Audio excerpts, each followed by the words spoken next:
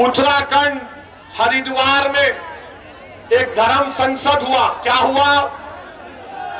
अब धर्म संसद में उत्तराखंड में बीजेपी की सरकार, आज भारत के प्रधानमंत्री नरेंद्र मोदी गुजरात में ईसाइयों के चर्च के में जाकर कहा कि भारत की अखंडता को बरकरार रखना है, भारत की यूनिटी को बरकरार रखना है। देश के प्रधानमंत्री ने कहा बड़ी अच्छी बात है, बड़ी अच्छी बात है। मगर हम देश के प्रधानमंत्री से पूछना चाह रहे हैं कि उत्तराखंड में आपकी सरकार है और उस सरकार में वहां पर एक धर्म संसद हुआ जिसमें उसका नाम क्या रखा गया? इस्लामिक भारत में सनातन का भविष्य, ये हुआ है। अच्छा, उसमें क्या कहा गया? उसमें चलिए मैं लफ्ज़ मुसलमान नहीं बोलूंगा क्योंकि योगी और मोदी और उनके चमचों को बड़ी आपत्ति होगी। मैं ये कहूंगा कि उन्होंने असदुद्दीन ओवैसी के बारे में ये कहा, एक महाशय ने कहा कि काश मैं एमपी होता तो मनमोहन सिंह को गोलियां मार देता। देश का मनमोहन सिंह 10 साल का प्रधानमंत्री, अगर मैं पार्लियामेंट में होता तो एक महाशय बोले, उनका नाम नहीं बोलना चाह रहा हूं मैं, ना छोड़िए, नाम तो सिर्फ अल्लाह का रहेगा, याद रखो, नाम तो सिर्फ अल्लाह का रहेगा और किसी का नाम नहीं रहेगा इंशाअल्लाह ताला। अब उस पर भी इनको तकलीफ हो जाएगी। तो एक महाशय ने कहा कि अगर मैं पार्लियामेंट में होता तो नाथूराम गोडसे की तरह 6 गोलियां भारत के एक्स प्राइम मिनिस्टर को गोली मार देता। अब आप सोचिए थोड़ी देर के लिए, जो मोदी के भक्त हैं उनसे भी कह रहा हूं, अगर कोई फेसबुक पर योगी और मोदी के बारे में कुछ अनाप शनाप लिख दे तो 4 घंटे के अंदर हजरत पुलिस उसके घर को पहुंच जाती, चल हमारे साथ। खाली फेसबुक पर देश के एक प्रधानमंत्री के ओहदे पर रहने वाले मनमोहन सिंह से कहा जा रहा है कि अगर हम होते तो तुझे 6 गोलियां मार देते। आपको मालूम, लंबा अरसा हो चुका ये होकर, 4-5 दिन हो चुके, एक भी गिरफ्तारी नहीं हुई, एक भी गिरफ्तारी नहीं हुई है। अरे मनमोहन सिंह की तो इज्जत नहीं करते तो देश के प्रधानमंत्री के ओहदे की इज्जत करो। आज मोदी प्रधानमंत्री है, कल कोई और होगा इंशाअल्लाह, मगर उस ओहदे की तो अजमत, उसका इकबाल रहना चाहिए ना। कोई कैसे खड़े होकर कह सकता है, कोई कैसे खड़े होकर कह सकता है कि मैं पार्लियामेंट में होता तो 6 गोलियां मार देता? मगर कोई एक्शन उत्तराखंड की बीजेपी की सरकार ने नहीं लिया। एक और महाशय थे, उन्होंने क्या कहा? उत्तराखंड के ईसाइयों को कहा क्रिसमस नहीं मनाना, क्रिसमस मनाओगे तो फिर तुम्हारी खैर नहीं है। अच्छा, एक और महाशय ने कह दिया कि मैं भगवा संविधान दे रहा हूं। अब हम पूछना चाहते हैं मोदी जी से, क्या आप ये भगवा संविधान को लेकर आएंगे या अंबेडकर के बनाए हुए संविधान को बरकरार रखेंगे? संविधान की धज्जियां उड़ाई जा रही हैं। बीजेपी, नरेंद्र मोदी सन्नाटे में है। और फिर एक और मैडम ने कहा, वन मैडम हैज सेड, क्या कहा मैडम ने?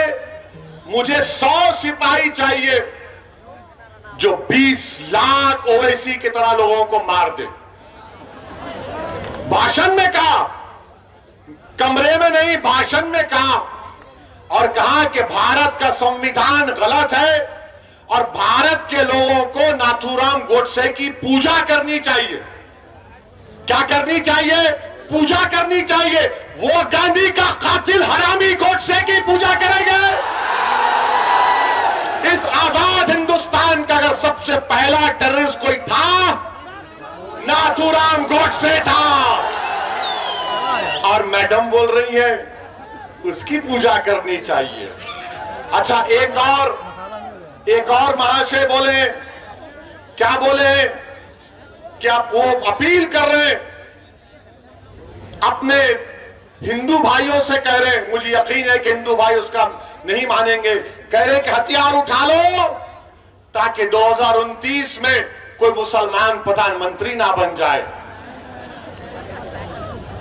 और फिर वही एक और साहब कह रहे हैं कि जिस तरह म्यांमार में रोहिंग्या मुसलमानों को उनके मुल्क से निकाल दिया गया, उसी तरह मुसलमानों से उस तरह का हशर करना चाहिए। कोई मुकदमा नहीं, कोई गिरफ्तारी नहीं। और फिर एक और महाशय ये कह रहे कि शस्त्र रखो, तलवार रखो और जंग तलवार के जोर पर जीती जाएगी। और फिर एक और महाशय ने कहा कि मुसलमानों के गांव को खाली कर दो। और एक और महाशय ने कहा कि जब तुम हमारी इस धर्म संसद से जाओगे तो ये इरादा करके जाओ कि किसी को नहीं छोड़ा जाएगा, रोहिंग्या मुसलमानों की तरह भारत के मुसलमानों का हशर कर दिया जाएगा। मैं नरेंद्र मोदी से एक सवाल कर रहा हूं, आपने गुजरात में आज कहा कि देश की यूनिटी को, अखंडता को बरकरार रखना चाहिए।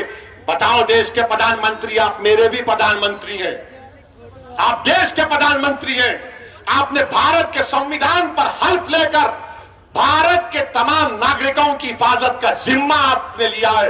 बताओ क्या आप इनकी बातों से मुत्तफिक है? अगर नहीं है तो फिर ये खुले क्यों घूम रहे हैं? और बाबा ये बताओ, ठोक दो, क्या करोगे तुम अब? ये धर्म संसद में इस तरह की बकवास कही गई और वहां के डीजीपी साहब कहते हैं अनलॉफुल एक्टिविटीज प्रिवेंशन एक्ट नहीं लगेगा। डीजीपी साहब, हमको भी थोड़ा कानून आता है, आपकी तरह नहीं आता होगा, मगर भारत का कानून यह है कि जब भारत की आर्मी से कह रहे हैं लोग मुसलमानों को मार दो, तो क्या आप 121A का दफा नहीं लगा सकते? क्यों नहीं लगाया आपने, मेरा एक सवाल। और फिर आप 124A लग सकता है, धमकी 503 लग सकता है, आर्म्स एक्ट लग सकता है, और फिर आप सेक्शन 108 अबेटमेंट लग सकता है।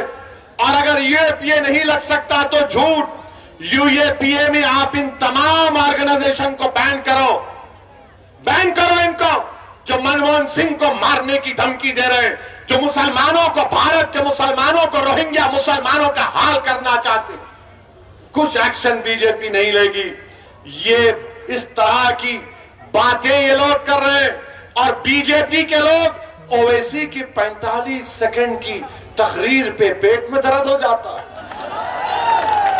आप सोचिए, नहीं ये जज्बात में लाने के लिए नहीं कह रहा हूं, याद रखिए, ये अंग्रेजी में बोलते ना, नहीं ये फ्रिंज है, ये फ्रिंज नहीं, ये मेन एलिमेंट है। जो बीजेपी इनकी सरपरस्ती कर रही है, बीजेपी इनकी तायीद कर रही है, संघ परिवार इनकी सरपरस्ती कर रही है, और इस तरह के बुरे ख्यालात इनके। अब बताओ आप कि एक मजहब के मानने वालों को, जो भारत के बाइज्जत शहरी है, अकलियत है, अल्पसंख्यक है, माइनॉरिटी है, उनको मारने की बातें हो रही हैं और कोई केस, कोई गिरफ्तारी अब तक नहीं होती। अच्छा, अब सवाल यह पैदा होता है कि क्या अखिलेश यादव की पार्टी ने इनके खिलाफ कंप्लेन की? उत्तराखंड में भी समाजवादी है, कांग्रेस इलेक्शन लड़ने जा रही है, क्या कांग्रेस ने कंप्लेन दी? किसने दी? मजलिस इत्तेहादुल मुस्लिमीन के डॉक्टर नैयर कासमी ने जाकर कंप्लेन दी। क्यों कंप्लेन नहीं दी समाजवादी और कांग्रेस ने? तो बोलेंगे वो वोट नहीं मिलेगा हमको, वो वोट नहीं मिलेगा हमको। अरे तुम वोट की क्यों बात कर रहे? देश को बचाओ। जब देश बचेगा तो जमहूरियत रहेगी। ये देश में अनार्की पैदा करना चाह रहे, मगर समाजवादी कुछ नहीं बोलेगी, कांग्रेस कुछ नहीं बोलेगी, और क्या बोलेगी? ये ओवैसी का भड़काऊ भाषण होता है। ये भड़काऊ भाषण देता है। मैं एक एक लफ्ज को सच्चाई के साथ बयान कर रहा हूं, एक एक लफ्ज को सच्चाई के साथ आपके सामने बयान किया हूं।